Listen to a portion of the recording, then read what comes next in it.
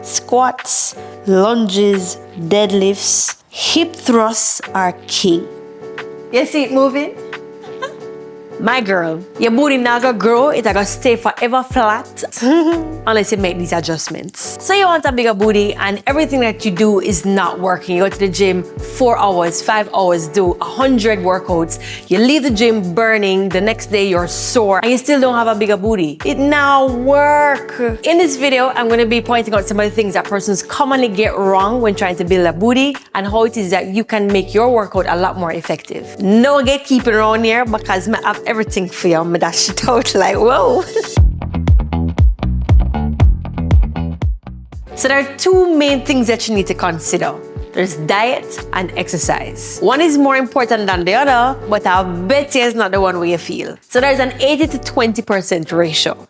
Diet is going to be 80% and exercise is going to be 20%. Yeah, I know, shocking, right? In order to gain a bigger booty, essentially what you're doing is you're trying to gain weight. And so to gain weight, you have to eat at a caloric surplus. So the average person, in order to maintain their weight, they have to eat consume about 2,000 calories or so. So for example, in my case, I am about 150 pounds, 5'6". So my maintenance calories is about 2,400. So throughout the day, I have to make sure I'm eating more than that in order to gain more weight around here. So. But eat at a caloric surplus? Chris, family, I'm gonna get big. All right, okay, I understand. Listen, this is where your food choices come in. So you wanna opt for foods that have a low glycemic index, meaning that the sugars break down over a longer period of time, therefore keeping you satiated, aka satisfied, you're not in a hungry belly for a longer period of time. What most of you like to do is eat a whole heap of junk food. Yes, I feel good, so I'm going to eat a bag of junk food now. So what happens is those foods are categorized as high glycemic index. The sugars in that, it break down real quick.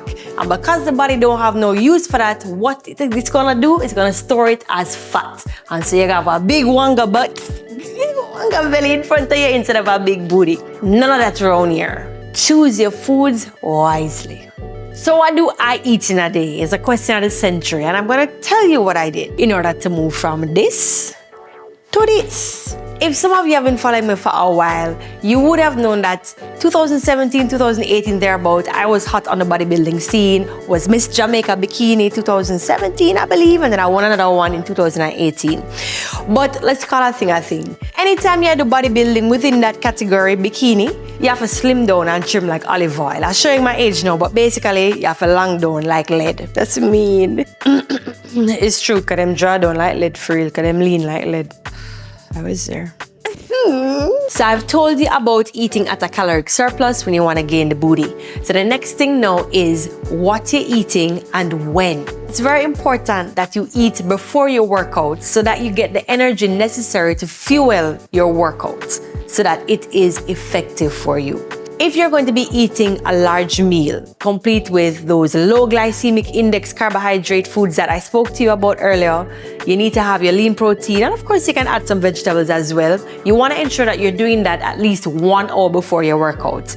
A very interesting thing happens in the body when you're working out, and that is redistribution of blood flow away from the organs such as the stomach.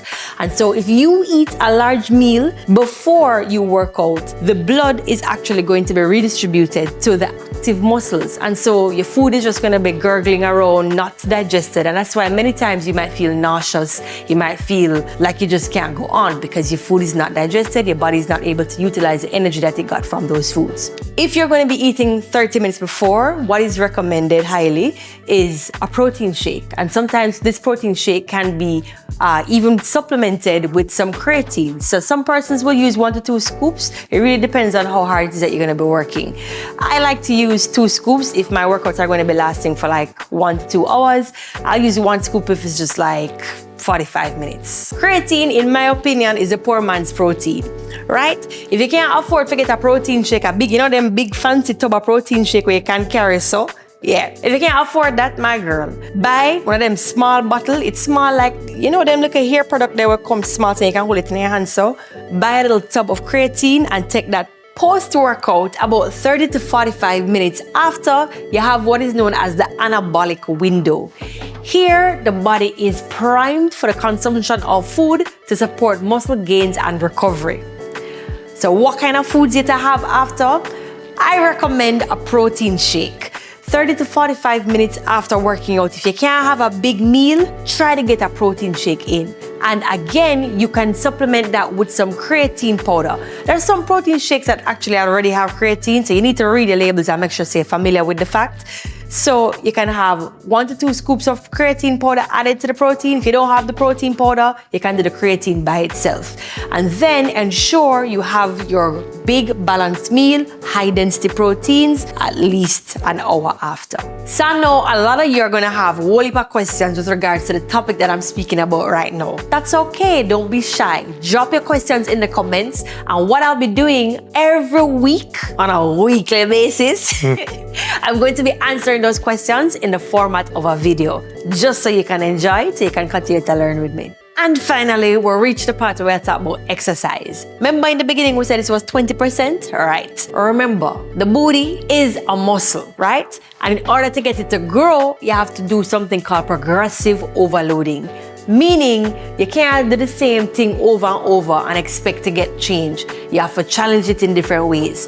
And this could be in terms of increasing your repetitions and the sets that you do in the gym, or while you're doing your home workout, you could increase your range of motions. A lot of people like to jump to, I want to increase my weight, I want to go through and lift a bag of weight. But no, you want to save that for last. So you increase your range of motion, and then when you've exhausted all of that, then you can increase your weight. So what kind of exercises can you do to help build your glutes? Well, you can definitely do squats, leg presses, deadlifts, and the king of the booty building, glute building, big bumper gal, if you're not doing this, what you're doing with your life? Hip thrusts. All variation of hip thrusts. So you have the B stance, you have the single leg one, which we're going to get to in another video. Step ups have also been scientifically proven to actually activate the glute muscles very much as well. Also, a lot of people, you know where they go wrong? Them things if they're going to the gym or them going into them home workout, adjust the glutes, the glutes, the glutes, the glutes. You will end up with back problem, all kind of different problem. If you don't work the other parts of your body,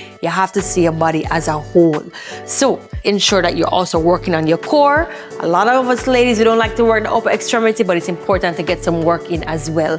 Listen, the stronger your core is the more weight you can push on the hip thrust. And as I said before, all variations of the hip thrust are excellent for building your booty. Take it from me. You see it?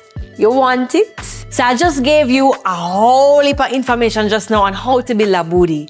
Trust me, these tips work. If you like this video, make sure you give it a thumbs up, comment below, make sure to drop your questions them, and subscribe to the channel, post notifications, click them to on.